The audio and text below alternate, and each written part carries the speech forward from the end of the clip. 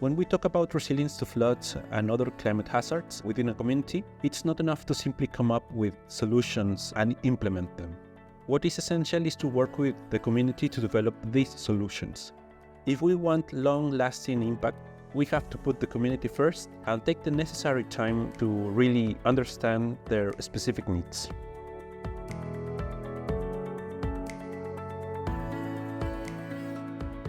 One of the most important things to build community climate resilience or flood resilience is to hear them, to complete the picture of disaster risk from their own perspectives out to the system that surrounds them. And this applies for persons, communities, and the whole policy environment as well. An example of this might be early warning systems. Them have been usually seen mostly as preparedness and response related initiatives. But with holistic approach, we can see them as broader resilience building processes that acknowledge not only communities, but also the critical gaps and challenges of the governance change of command, and also services that must be provided by state actors. One particular challenge that we found was the critical lack of data and the critical lack of resources capacity to operate large networks of climate-related information.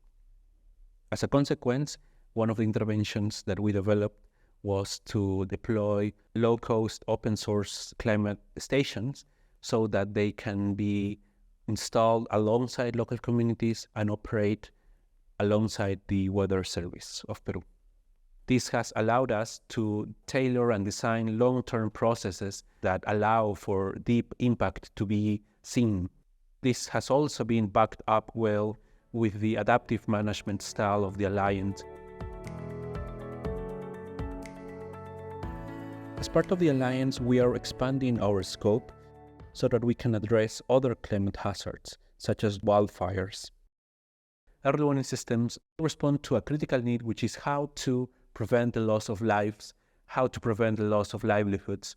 By extrapolating the expected impact, we can tailor similar processes to the ones that we have enabled over the past years that can strengthen already built decision-making processes that serve multi-hazard or multi-risk interventions.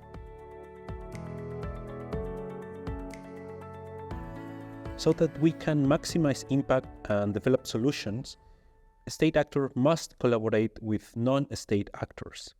Based on our experience, the climate crisis and also the social construction of risk means that we cannot start with already pre-planned activities, but rather that we have to start from the identification of the problems from the perspectives of communities and of parts of the systems that are most at risk